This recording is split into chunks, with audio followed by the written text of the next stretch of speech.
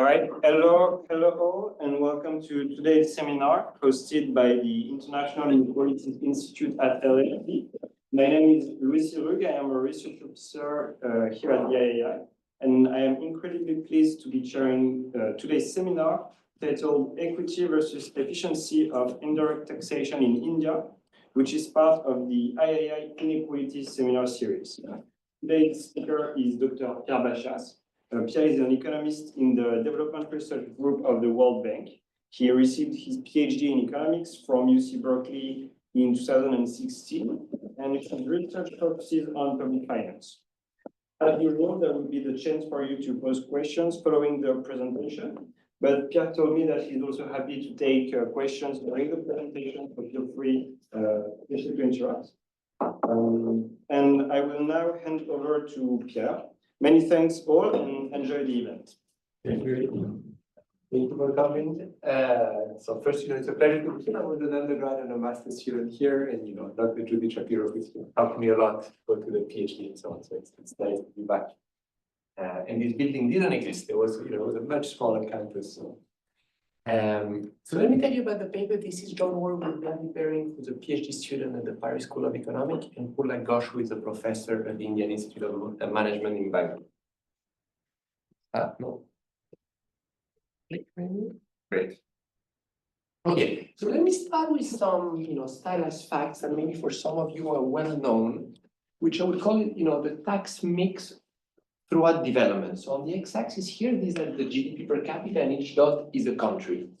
And so the first figure here, you see the indirect taxes as a share of total government revenue. So first, something you probably know, that developing countries collect much less of the GDP in taxes than rich countries. Roughly it's 20 versus 35%. That's what you should have in mind. But even within this relatively low revenue collection, the tax mix is very different. So you take most developing countries, and you see that maybe about 60% of their revenues are collected from indirect taxes. Principally these days, the value-added tax, a tax on consumption. Anytime you go to the store, you're going to pay something like 15 or 20%. Taxes on personal income start becoming important as a share of revenue only really at the top of the world income distribution in countries in Europe, in the US, in Japan, and so on, right? And so you see these kind of curves crossing, and it's only, for the rich countries that actually the personal income tax start becoming a more important source of revenue than the consumption. You see, I've circled India already, since we're going to talk about India today, and you can see that India is very reliant on indirect taxation, and its personal income only collects around 15% of its taxes. Now, you might say, it's okay if you don't collect a lot of income tax. If your personal income tax is actually quite progressive, right? That is, it actually just applies at the very top, right? And so, what do we see? So in high income countries, that's roughly the effective tax rate on personal income. And you can see that the bottom deciles pay, 5 to 7% of their income in income taxes. But it does go quite high. At the top decile, you pay typically more than 20% as an average. Okay, so that's a big gap, about 15 percentage points difference between the top and the bottom decile. So you could say, the income tax is really one of the main instruments that allows some equity, some progressivity into the overall tax system. You go to poorer countries, right, and you start seeing much flatter lines. So for a lot of the distribution, there's no income tax being paid. That's maybe a good thing. But how much of a tilt is there at the top, right? And you can see that remains very small. And today we're going to talk about India. India is only the top decile that pays any income tax, and you can see that their average tax rate is only about 2%. Okay? And so why this motivation? Well, when we think of the tax system equity role, right, we start from a really bad position when you're thinking of India, a lot of other low and middle income countries. You have a strong reliance on indirect taxes, which a lot of people consider regressive or neutral distributionally at best. And then you have a personal income tax that doesn't collect a lot of taxes and that has a low progressivity, right? And so, in economics, the work of Atkinson here, who was at Oxford, and Joe Stiglitz, they have these models that say, you never want to differentiate indirect taxes across products. That is, you should have the same rate whether I'm buying a yacht, a Ferrari, or if I'm buying, a pen or food. because all the distribution should be done via the income tax, via higher marginal tax rate as people get more income. Right? They recognize, even in that paper that's very much celebrated, people forget that they actually recognize within the same paper that this result is very unlikely to apply to developing countries, where income first is hard to observe and really monitor between formality, self-employment type of activities, but also maybe due to political constraints, right? Sometimes it's very hard because of interest groups to move the income tax to put higher marginal tax rate, and instead governments prefer to go for something that seems simpler, which is to raise the tax rate on the VAT. Right? Once you're in this world with constraints on your income tax, your optimal tax design that trade-offs equity and efficiency now involves the use of differentiated tax rates for different commodities. There's two ways to do this, right? The first one is to ease the burden on poorer households. What you might want to do is put low rates, even maybe zero rates on some type of goods. And actually governments around the world do that, right? Often you've noticed food, I think probably even in the UK, some types of food products might have 0 or 5% rate. This policy that's widely used, is actually suboptimal for many reasons, and some of my past research looks at that. One of the main reasons is that in poorer countries where you have a large informal sector, this precise type of necessity products like food actually typically consumed by the poor in the informal sector, the sector that already doesn't pay any taxes. So who's benefiting? It's richer households that consume food, for example, from the large supermarkets, okay? So that's reason one. The second one is increasingly at the bottom of the distribution, even in poor countries, they are relatively well-targeted cash transfer programs that allow, to rebate and to reach them. So if you want, that's probably, not a good idea, even though most countries still have it, and you can think later what the reason is, some of which are linked to political economy.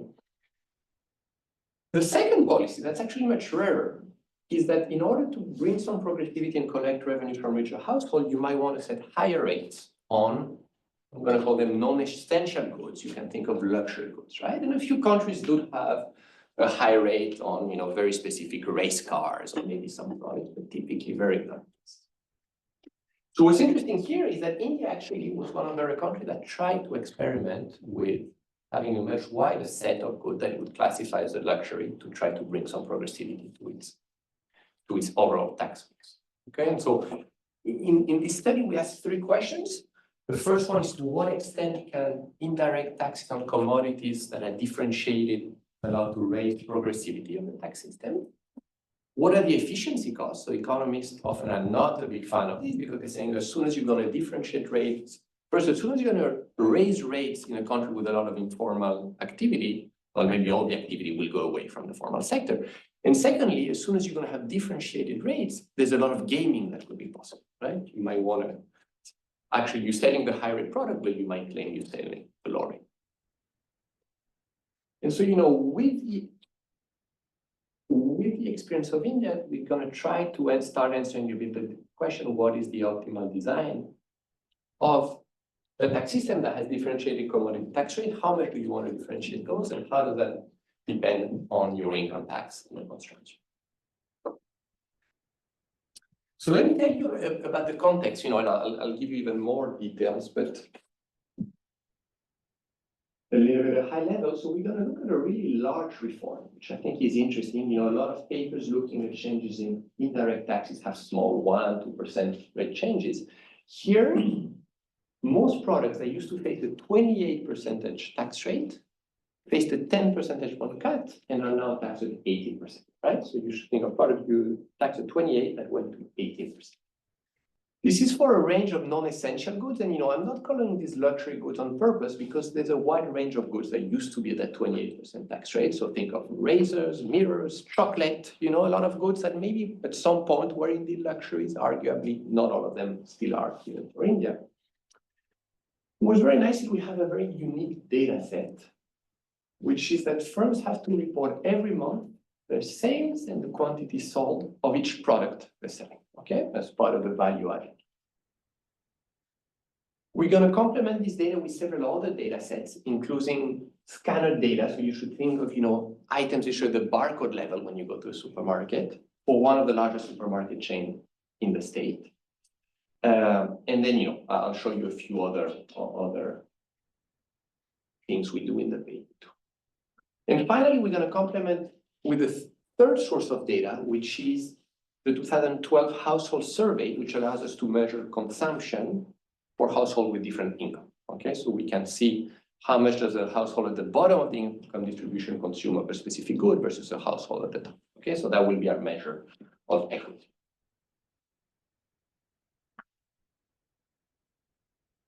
So let me give you a preview of the results. So first, what we're going to find is that this was a large tax cut. About half benefits consumers who are going to pay lower prices than they used to. That means the other half is pocketed by the producers, by the firms. You might say, is this surprising? Actually, this result is roughly in line with the literature that often finds actually when there are tax cuts, firms and producers benefit a lot actually by not lowering the prices as much as they should. The second result is much more surprising, which is that despite this large cut, we're going to find very modest efficiency gains from lowering the VAT. So what do I mean by that? We're going to find that the quantity consumed, they increase, but by very little. Okay, even though you have this large tax cut, consumers don't consume a lot more. We're not going to find any extensive margin response. That is, new firms are not going to enter in the formal sector, and firms already existing are not going to sell more of the products that now have faced a lower rate. Okay, so no evidence of kind of entry or formalization. And maybe more surprising of all, we're not going to find any evidence of what I would call tax avoidance, which would function via the relabeling or the previous mislabeling of related products compared to the ones that were treated, that figured. And so if you read a lot of, what the IMF says, the World Bank, and so on, they really say, don't do these type of policies because the efficiency cost is likely to be very high, and that's really not what we finding here, right? And at the end, if we have a bit of time, we can discuss some of the external validity, some of the specificities of this study that might not apply everywhere, right? But in this context, that's what we do. So what does it mean in terms of tax design, policy, and inequality? So first, because the small responses of the consumers in terms of the quantity consumed and of the firms, that means that this was a large tax cut. The increased consumption only offsets about 10% of the mechanical revenue loss due to the tax cut, okay? So it's not, you don't incur a full 100% loss in revenue, but you incur a 90% loss in revenue, okay? So for the Indian state, there was a lot of revenue that was not collected.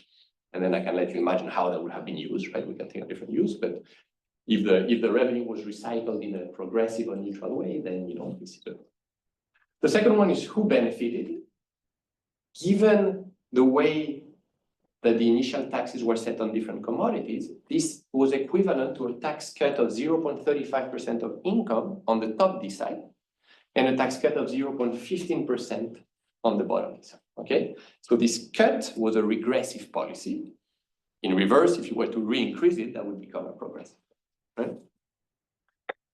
And I'll show you on one of the last results that the product assignment to the high rate or the standard rate was actually not very well targeted if what you're trying to do is to raise equity, raise progressivity, okay? And so if you were to do this optimally in an equity sense, right, you would actually get a lot more progressivity, regressivity if it's a cut, okay? And so this paper, tries to show that actually in the context of this reform in India, differentiating rates on these non-essential goods, on these luxury goods, was a fairly progressive policy that came at actually a very low efficiency. And turning a little bit around, I think, what a lot of institutions have said on not using some of these policies. At the end, since this is multidisciplinary, I'd be very happy to hear, there's other good reasons why you might not want to differentiate, including ethical, moral ones. You might say, well, I'm poor, but I have a taste for luxury. That's a bit unfair that I should be paying more, right? And so there's a literature on that too, right? And, as an economist, I'm just touching very little on this, but I'm happy to discuss it more.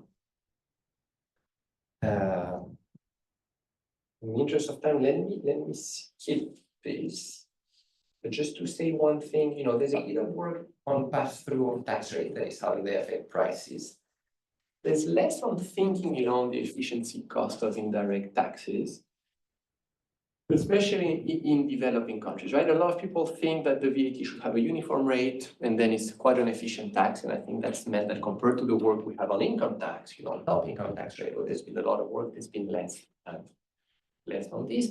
Just that there's been less work on optimal tax design in countries, in developing countries where there are constraints on the tax system, right? And so a lot of the work comes from assuming an unconstrained tax system, which even for rich countries is not true, right? But it's even less true when you have a large informal sector, when you have a different structure.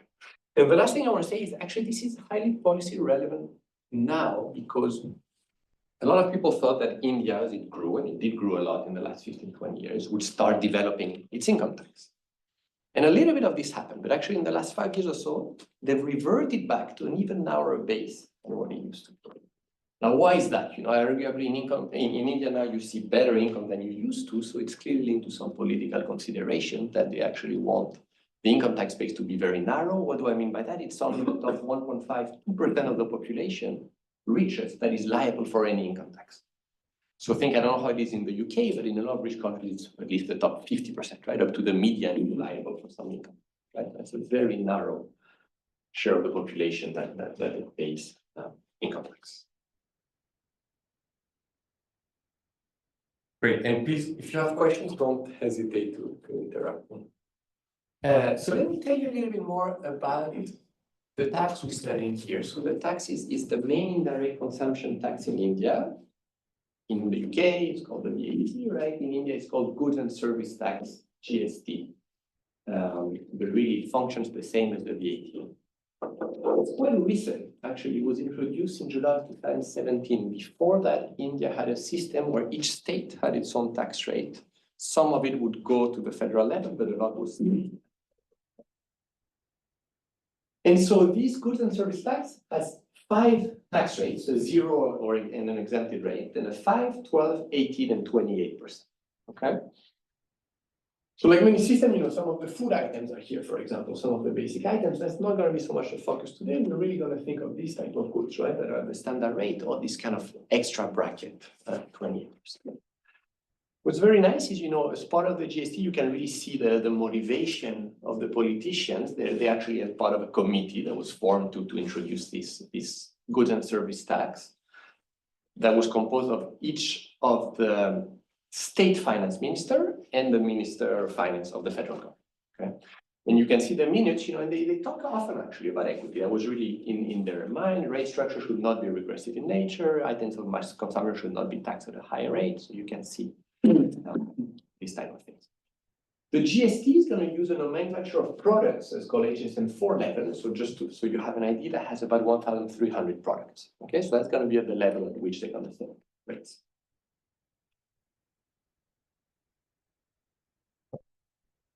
So the reform we're actually going to study is not the introduction of the GST, but is a reform that happened 5 months later. Yeah. Sorry, I guess I have a related question with the other slide after you were coming past that.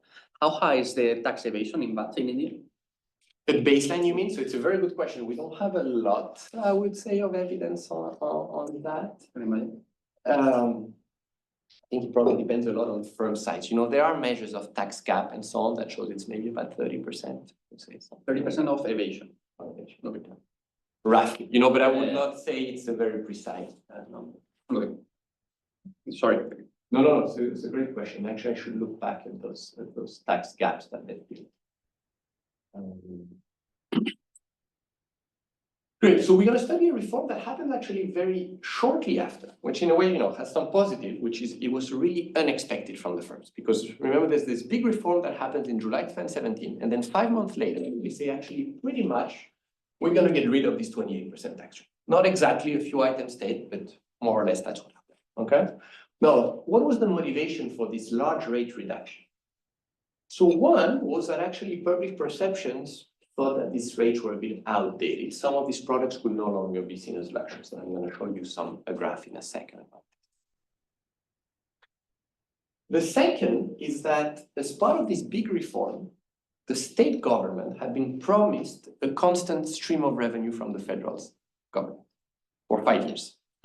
Meaning that, if there was a shortfall in this tax, it was all going on the federal government to maybe issue debt. So all the state minister in a way didn't care very much for what would happen to revenue in the next few years, right? So big political economy here, kind of misalignment, and you can see why, once it was passed and the initial months were actually pretty good. So that's why I wrote here, what did the federal government think? Well, actually, revenue collection compared to the projection beat expectations in the first few months. So they were like, we're on good track, this big reform, it's not gonna make us lose revenue.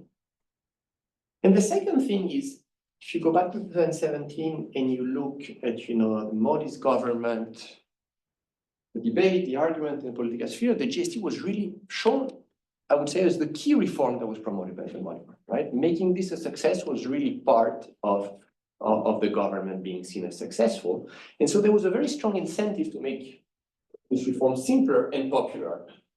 In general, also, tax cuts are popular. But the fact that the reform had stayed with so many rates created a lot of controversy. And so Rahul Gandhi, who's one of the leaders of the opposition, he says, that the GST, remember the goods and service tax that he calls what should have been a genuine simple tax has turned into a Gabbar Singh tax. Now, I don't know if you're not a Bollywood fan, you might not know who Gabbar Singh is, but he's a very famous bandit in India in many Bollywood movies and shows and so on, right? So they say you basically took what should have been a very simple tax, aimed to simplify not just the state level, but having maybe one rate, and made it into a mess. So that together, I think explains why there was this push a few months later to go to this large reform, which, really, if you look, it's quite rare to see reform of cuts of 10 percentage points of the VAT, right? And so for many. Great. So now I want to show you one thing that's important since we're talking about equity, which was what was the initial progressivity of the different tax brackets. Okay, so here I'm using actually the household surveys to classify products and households, right? So that's a household, that's the poorest household, and normalize, their expenditure per tax bracket to 1, and then we're going to compare for all the other decile, and those are the richest households, right? So if you look at the 0 and 5% tax rates, right, those are going to be a lot of food items. You're going to find that relative to the bottom decile, this is going to slightly fall the consumption for the top decile. This is as we expect, right, which a household consume a bit less of their budget. So that brings a little bit of progressivity to the system. And then you can see, that the other rates become more progressive, that's the 12%. What I find interesting for this study, the economy is that the 18 and 28% you can see are very close to each other. Maybe the 28 is a little bit more progressive there, right? And so that means that, the way they have classified products into luxuries versus standard goods, if you want, was close to random, right? At least linked to consumption today. Maybe there was a logic when that had started with those rates in the 70s and the 80s, but by 2017, this, was not a particularly well classified nomenclature of products. So I'm gonna go fast here, but I think what's important for the kind of quality of the design, of the empirical design, is that what's really not anticipated was the sudden change that had very limited cherry picking of which goods face a cut. It was pretty much all of them, except a few that stayed for two reasons, really. One are the goods that were considered to have negative externalities, so think of soda, cigarettes, and so on. Those stayed, and those will always stay at 28%. And then there was some larger home appliances, that stayed at 28%. Actually, they were brought to 18 about a year later from what I'll study. And if we have time, I can show you that. The results are very similar for this second. An important statistic, how much of total sales does that represent? At baseline, there was about 5% of total sales that faced the rate cap. Okay, so as a share of the budget, it's not trivial, it's not huge either, right? So the data I don't have for all of India, I'm going to have for one of the large states, which is Karnataka. It's the 5th largest state by GDP. So now you say it's a federal reform, but the data is still collected at the state, right? And so that's why we're going to work in one state. The capital is Bangalore, that's known as the tech hub. So in many ways, it's relatively on the richer side of Indian states, okay? And so that matters a bit. We're going to observe only the formal sector in this study, right? But it's the formal sector of a relatively rich state. With, and that's always the great thing of working in India with a population the size of the UK of France, right? Even though it's one state. So let me just say a few words about the data here. So what's quite unique is we're gonna have firm product level tax reporting, right? So a firm typically will sell many products and we're gonna see each of the products it sells. It's gonna report its total sales and the quantity paid and the taxes paid on this product. It's mandatory to report at this level for every firm that has more than 15 million annual sales in rupees, right? That's around 200,000 euros. Okay, so it's not a huge threshold, but the smaller firms are not part of this. I do observe some data on the small firms. I don't think I'll have time today, because the smaller firms still have to report, but they don't have to report at the product, right? So we're gonna have a consolidated monthly return with all their sales. Okay, so it doesn't allow me the same granularity. I still know a little bit about the smaller firms because although they don't report at the product level, upon registration, they have to say the key products that they are selling. So I have the top 5 products typically, right? It's a much worse match and I cannot follow it over time. I can just say, at baseline, these firms were mainly selling product X, mainly selling product Y. This is mandatory for smaller firms, but you also have even very small firms that might file if they choose so, because for example, once you're in the GST system, you can claim deductions from the VAT, okay? And then, and then I think I'll have time to show you a bit about the scanner data, but we'll come to it when we go. So the main empirical strategy, and I'm going to try, just to say it in words, so let's forget the equation here, is going to be to compare the evolution of products that faced a 10 percentage point rate cut to the products that didn't, but that were taxed at 18%, so as you saw before, quite similar type of products, within a firm. Okay, so that's an important part of the design that often you can do. Within the same firm, a firm that used to sell both a treated and what I'm going to call a control product, I'm going to look at the evolution of the sales of each. Okay? It means that there's something very nice, which is I can put this fixed effect. So basically, if you want control for anything that could be a shock at in a given time for a given firm, right? So given firm might be doing well or bad for many different factors. What I'm going to compare is the relative sale of these two goods. Okay, and then I'll show you all the design when we relax some of these conditions. What are the assumptions you need? Well, that there were some parallel trends, right, between the sale of these two products before the reform, right, and assume this would have continued. And the second assumption is a little bit harder, but I'll show you some evidence that this seems to mainly hold in this context, which is that the controlled products within a treated firms did not change drastically, basically, their behavior because the firm was selling some of the goods that were treated. Okay.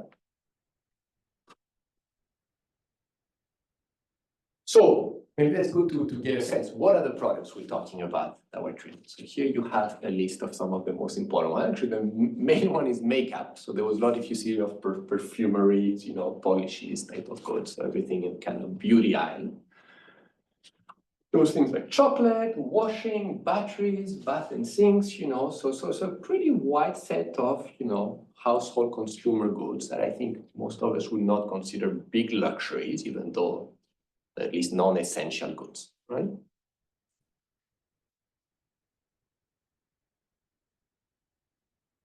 So I have, there's 23,000 firms that operated pre-reform that we're going to observe. There's two things I want to tell you here is that what's the mean level of sales at the monthly level?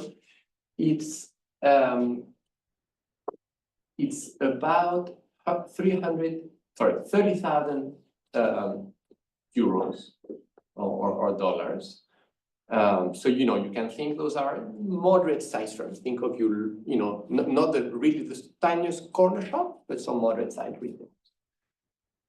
Conditional reporting, a firm will report about 12 products on the tax return, okay? Of which, if you do the composition, there's 1.4 of those products that face the rate cuts, 6.2 that are going to be part of that control group, meaning products at the 18% tax rate that we're going to consider similar.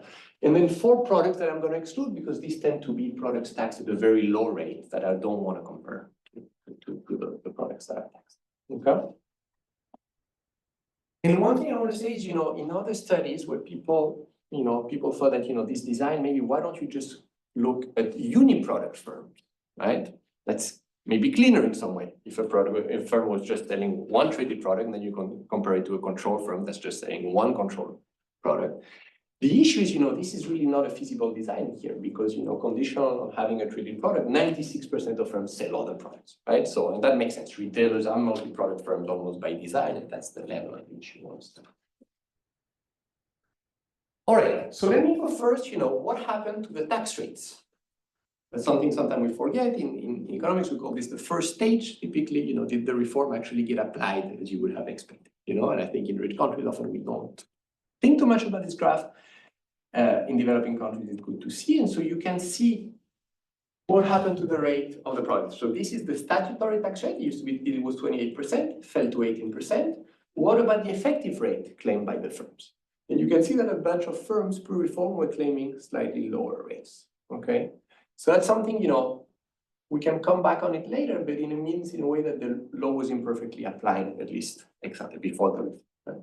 You can see, though, that the rate does fall where it's supposed to fall, right? And within a few months post-reform, you now have an effective tax rate that is basically of 18%.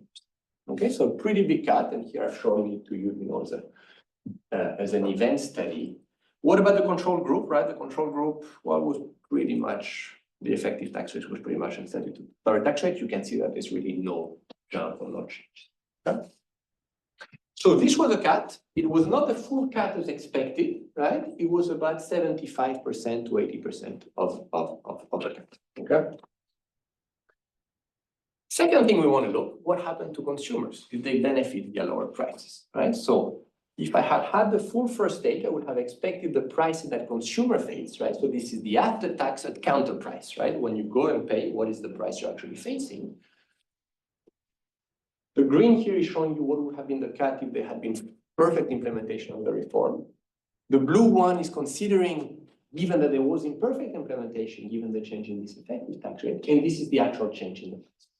Right? You can see compared to the blue, that's about a half, right? So the prices fell about a half of what would have happened if consumers benefited fully via lower prices from the change in tax rate, okay? Not, this is a result that we've seen in the literature that often producers benefit from tax cuts, but when actually there's a tax hike, they usually pass on full the price, right? And then the set of study kind of documented this. Now, still consumers, face lower prices. So since they face lower prices, did they change the quantity they consume in total from these goods? And so here you can see there's a small rise in quantity, right? And in some periods, you can see significant. On net, actually, if I do a coefficient, a difference in difference, it's a small increase of 2.6% for a change in price that was about commensurate, right? So the price fell by about 2.5%, and the quantity consumed increased by 2.6%. Okay, so small increase in quantity consumed. Yeah, well. So then, because the increase is not enough to offset the decrease in price, right? So we assume that the rest of it goes either into savings or into products other than in the control group. So you're saying what happens? So if I go one back, what happens to the fact that this is only partial? Yeah. Right. So let me show you this very question directly. What happens is that the producer prices pre-tax actually increase, right? So it means that those firms are now pocketing a much bigger margin, basically, right? And so you can see that explains, the rest, once you add the two, right? So the way to think of it is that the firms pocket about half of the tax cut, the consumers benefit by prices that are about 30% points lower. Yeah. Are you able to see the same graph for the different type of products, like for example, if it's cosmetic and these kind of things? Because it would be interesting to see also how this relates to kind of the elasticities of the. Super question, yes. So I think I have it later. So what we see that there's a little bit, the type of goods that we would classify more as luxuries are a little bit more elastic, right? And that's probably what you'd expect. And so that means, when we're gonna do at the end our modeling, we will take that into account, right? And so you're right, there's an interesting kind of efficiency equity trade-off within the luxuries, right? It's like when you're better tag of income, you're also a little bit more elastic. Another result I wanted to show you, which is, again, something nice of working at the firm product level, is what happens to this extensive margin. So it could be firms that just used to be informal and they join in and start to sell products now that it's taxed at a lower rate, or it could be firms that already existed that didn't used to sell this product and now start selling this product now that it's a lower rate, right? And so here, what's nice with that is I can just show you the reporting rate. The way I've constructed this is take any firm and look at a product that's ever sold by this firm, either before or after. What's the probability that it's ever reported, right? And you can see that the treaty and the control are really on top of each other. Sorry, maybe I missed that. So these results are based on the firm level, like the firm data. Can you go to the previous slide? Sorry, because I thought the quantities. So this is based on the firm. See, yes, that one. It's on the quantity of product that is sold or the one that is consumed. What I mean is this is household consumption data. No, this is reported by the firms, right? Okay, so Reported what by you the see is, okay, so it's not consumption, it's sales. It's sales, you're right. Okay. Okay. Thank you. Right, and so this is the equivalent as an event study of this extensive margin. I think, and here really, that's really a zero result, right? We see no increase in either the formality or the probability of selling the treated products by firms, okay? Maybe a bit of a disappointing result. I think there's a lot of people who think, if you lower rates, well, that's going to really increase the formality. Okay, and so, so let's come back, so that I've already shown you what happened. Producer prices increase, right? The producers are pocketing some of this tax cut, meaning that the pre-tax value of sales, is going to increase. Why is that? The producers now have higher prices, and there's a small increase in the quantity consumed, right? So once you put that together, the sales are going to increase. Why do I show you the sales? The sales is basically the tax base. It's not exactly right. The tax base is the value added in this case, right? So it's sales minus allowable deductions. I don't observe value added at the product level. This is only aggregated for a firm, right? It's going to tell me these are my sales at the product level, but then I'm going to only see total cost, right? For example, my labor cost and so on, okay? So that's why I'm showing you sales.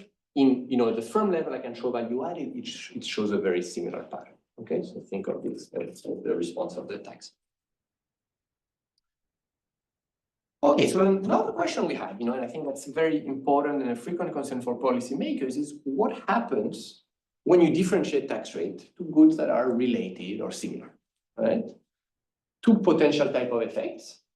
The first one is that there's a lot of misreporting, right? It's probably easy to sell, no, I'm not selling razors that are at 28%. Instead, I'm selling scissors that are taxed at 18%, right? And unless you have a precise audit, it's probably hard for the tax administration to tell the difference, right?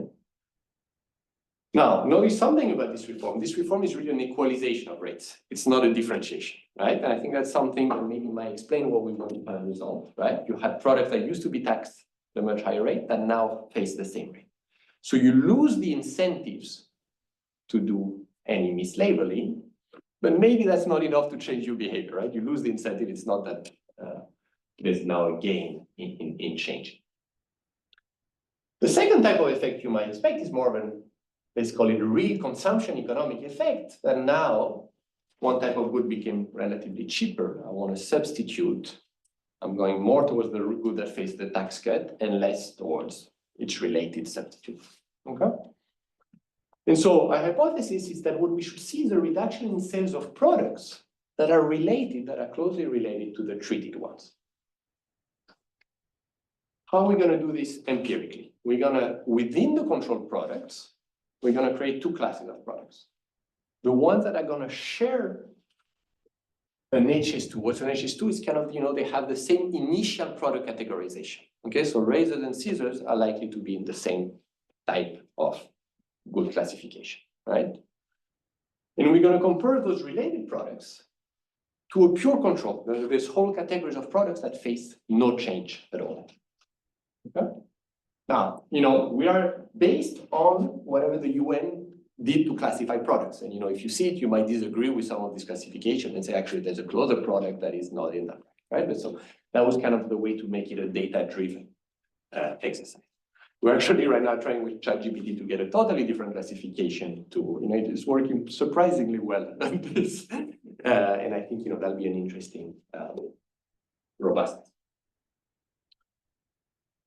So let me show you what happens if you look at the sales, so first, let me show you what it means so you have some examples in mind. So there's some that, I feel like you might expect something to happen. So take watches.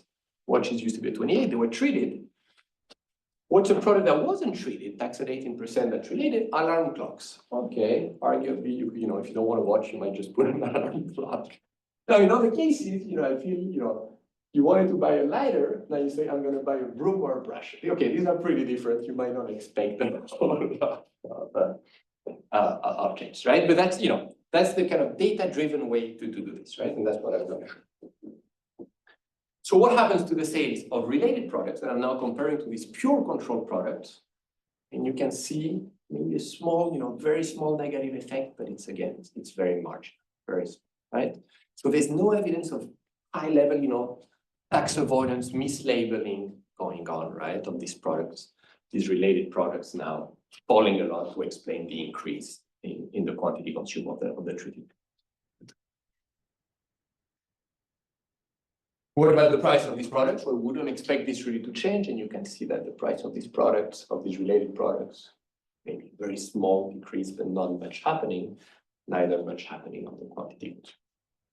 You can do something, even a bit more, we call on the intensity margin, that is to see how exposed are you at the firm level. That is, you're very exposed if you used to sell a lot of treated products. There's no difference, right? Depending on how you break your data in kind of quartiles of exposure, how much of your products face a rate cut. Okay, so just let me summarize this result. I think it's an important one on which we don't have a lot of evidence, but it's certainly something on the policy dialogue that don't differentiate is going to create a lot of tax avoidance, a lot of revenue loss. In the case of this reform in India, we don't observe that. Now we might, try to think a little bit why are these firms in a way behaving well, right? They're not behaving perfectly. As you saw at the beginning, the effective tax rate pre-reform was not at the statutory level. So maybe there was already a bit of pre-gaming, but in the context of this reform, we didn't see more of it.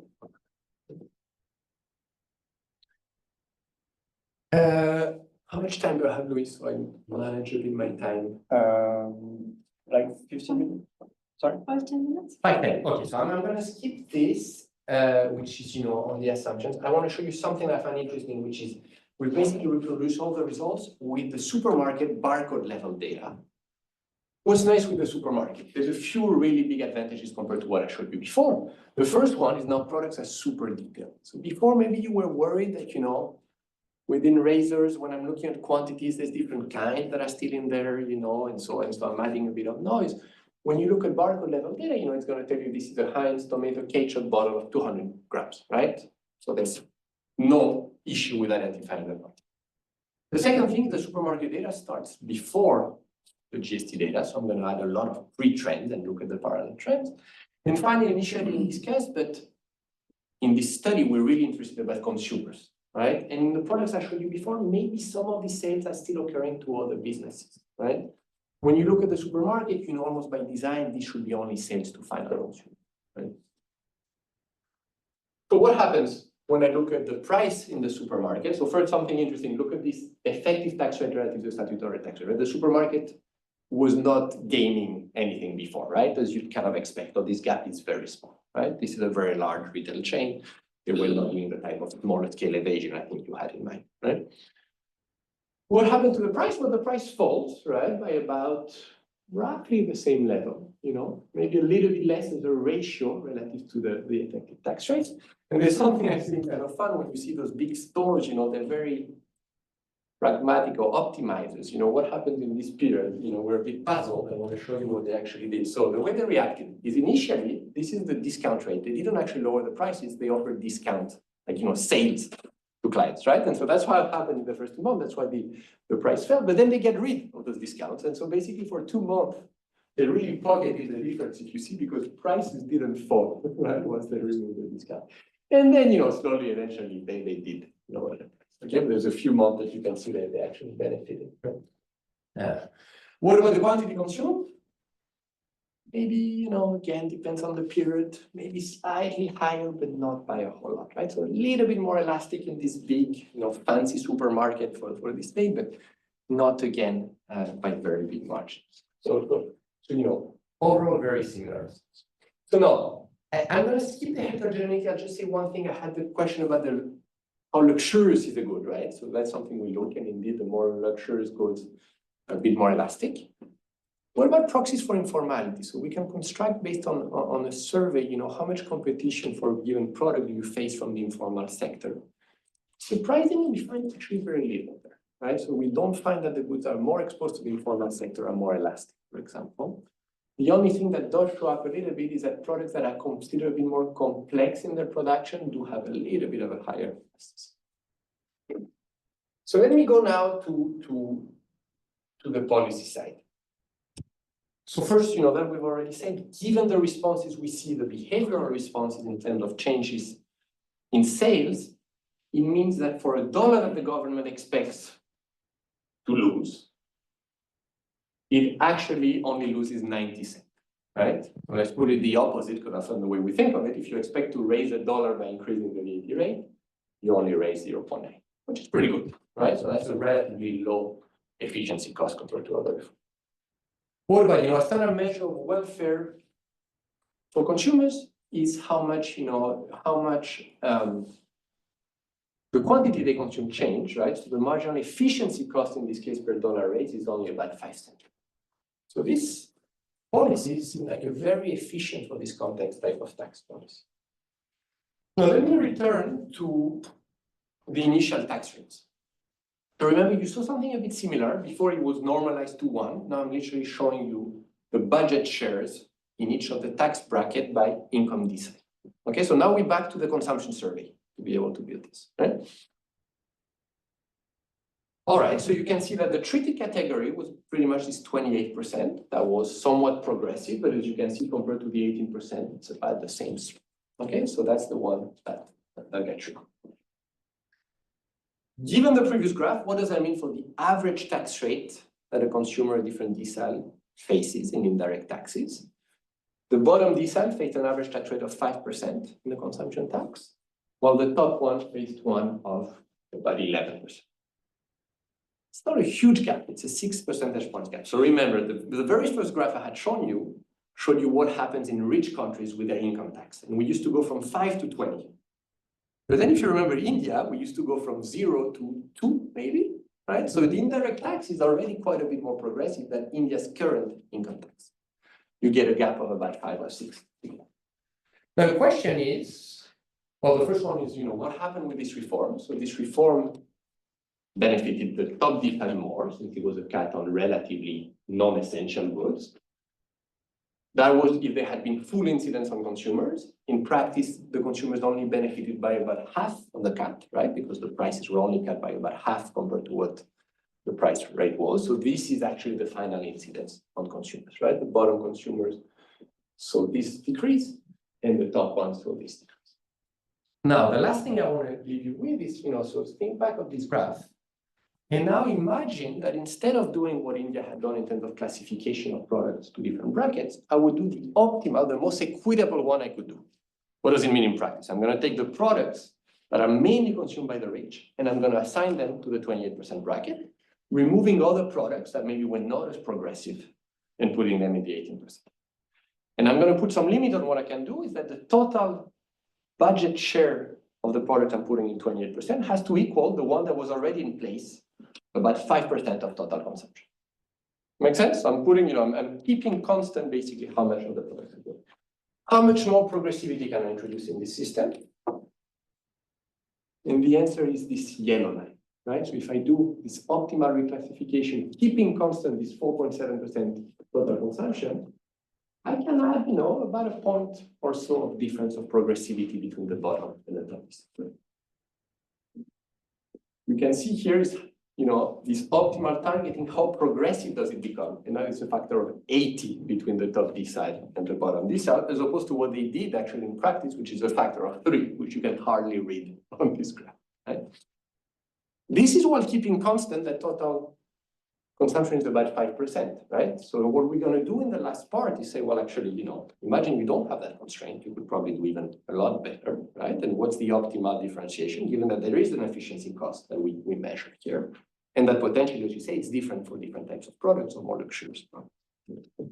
And so that's where we're at, and the last part of the paper then is going to consider what happens now In practice, you do have an income tax that does a little bit of the lifting on equity. Let's consider it too, see how that changes our result. And finally, say that we can slightly, relax the constraint on the income tax, increase the marginal tax rate, or make the base a little bit broader. How would that change our conclusion, right? And so that's the kind of back end and last part of the paper we're trying to be working on. Right? So maybe for discussion, just a few points, which is one, linked to external validity. This is an equalization or homogenization reform, not a differentiation one. Right? You might expect, different types of behavior in this reform. I don't have a lot to add, but I'd be curious to see what you think.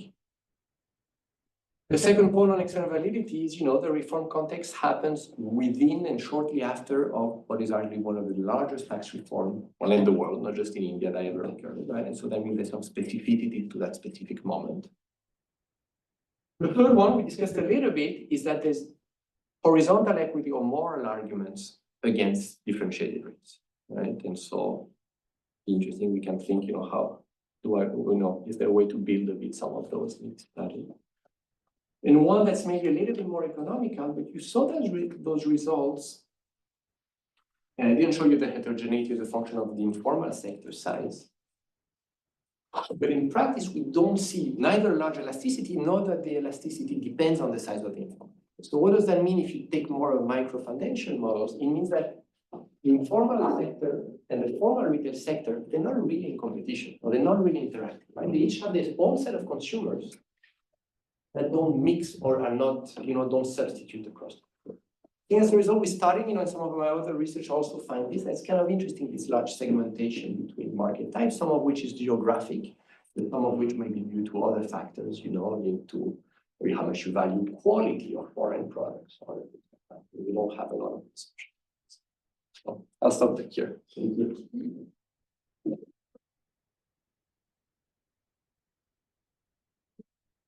Thank you so much for your insightful presentation. I will now open the floor to questions from the audience. Online attendees can use the raise hand function to pose your question or paste a question into the chat. Start stating your name and affiliation where possible. We will first take a question from the room. Yes. Okay, so thanks so much. On the screen to see the answers. So they all have their cameras off. I don't think they are. So no, thanks so much for the presentation. It's really great. I just have two questions. First, so there were no compensation mechanisms at the municipal level, right? So there was no other policy, at minimal or maybe Bangalore, which is a huge city with different dynamics. I don't know. There were any compensation mechanism or something in particular, just to know if that can be exploited. And the second thing, I mean, is a bit more complicated. So, I value the whole thing, but the policy, precisely because of the tax evasion thing I commented before. So I guess your results depart from the assumption that the tax evasion is homogeneous along the whole income distribution or expenditure distribution, which I guess is, I don't know, I have no idea, but my take is probably is not the case. I will expect not that it's, let's say, somehow skewed to that. So if that is the case, how will that affect your results? For instance, in the terms of, you say, no, it's a bit regressive, but well, depends on who is actually affected by the tax or not. No? So just, that was my main thing on the. Should I answer now, or do we take, how do you work usually? We can take a couple of, That's super. Going back a little bit to the results of the supermarket, where we see this kind of smaller gap between the green and the blue line, but we see the same kind of decrease in the price as we see it for the other kind of stores. Are you able to distinguish, for example, which firms are selling to the supermarkets and which ones are selling to the final consumer? Because it might be a thing that the supermarkets are having the same kind of reduced costs because they are buying the products from the other firms, and now their new cost of the supermarkets is that one. So that's why they adjust in the same kind of way, even though the margins are kind of different. So that's one thing. And the other thing, it's more about maybe more of a comment than a question. But when you show the thing with the kind of discounts before the tax cut, it may be a thing of financial literacy, right? Like the consumer is understands easier when you tell them there's a discount of 20% than when you tell them we reduce the tax, the indirect tax by 20%, right? Because some people don't really understand how tax works.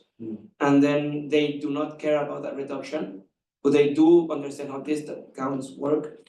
And that's why they go and buy, even though the price is gonna be the same at the end, right? Maybe. Okay, super. So on other reforms at the more local level, right, what's your question? I don't think so, right? But it's something that your second question is one that I'm very interested in, and I have an answer, but that's not exactly the one you want, in the sense that you're asking if tax evasion, I'm guessing. I mean, it's another way to phrase your question, and tell me if I'm right, is that consumers might shop maybe in smaller stores that do more tax evasion, and therefore be less expensive. Okay, great. So with tax evasion, that's hard, but with informality, I've done some of my past work is actually exactly on this, right? And we take household surveys from about 35 countries now. We've done that. And the way we try to go at informality is some surveys have the place of purchase where each purchase occurs, right? And then we classify in each country, like what's really informal is self-production, if you want, a street market. At the upper end, you have, hypermarket, supermarket, department stores, right? And so you can do this type of what we call informality angle curves. Those are actually quite steep, I think, and that's exactly your intuition. So you can use that if you want to correct everything I've done. What we show in this other paper is that indeed that makes the consumption tax is slightly progressive. So that's something that, you're right, I didn't include in my motivation, but in the kind of final calibration, we probably want to go back and to have a more realistic model, have that included. On your question, so I think the first one had a few components, right? So one is, in this study, we really want to focus on business to consumer sales, and we don't have a perfect way to do this. So what do we have in the data? We have at the firm level, what share of your sales are to final consumers. But that's a firm level, not a product level thing, right? And so in the paper, we do several thresholds, if you want, of the share of your sales that have to be business to consumer, so you are included in this, right? So firm that are fully B2B, they're not in this, right? And then we can see how that matters. But then you asked something about supermarkets and where they get the inputs. And I think here you are thinking of what happens along the production chain, right? So again, but only in kind of perfect models, it shouldn't matter because anything you sell via the VAT becomes an input VAT that you can deduct from your output VAT, right? So if this process works well in the VAT, the production chain should not be affected, right? In practice, there's many ways what this might not work, including issues with the refunds and other things, right? But that's why, this study is really about the consumers, and we're not thinking too much what's happening in the chains. And then on financial literacy, that was, it's a good question. I think the reason why the supermarket does this discount is when they do discount instead of true price cuts, they are seen probably more positively by the consumers, right? It's like, we're giving you something. It's not the state that has now lowered the rate, right? Now, this is probably not sustainable forever to say big discount there. Eventually, they have to go and say, well, the rate was just cut. Right? I'm guessing they try to gain it a little bit as long as they could, right? Yeah.